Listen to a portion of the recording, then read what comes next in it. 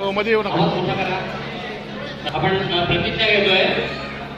आम्ही भारताचे नागरिक लोकशाहीवर निष्ठा ठेवून याद्वारे प्रतिज्ञा करतो की लोकशाही परंपरांचे जतन करू आणि मुक्ततापूर्ण वातावरणातील निवडणुकांचे पावित्र्य राखू व प्रत्येक निवडणुकीत निर्भयपणे तसेच धर्म, वंश, जात, समाज, भाषा प्रभावाखाली न येता किंवा कोणत्याही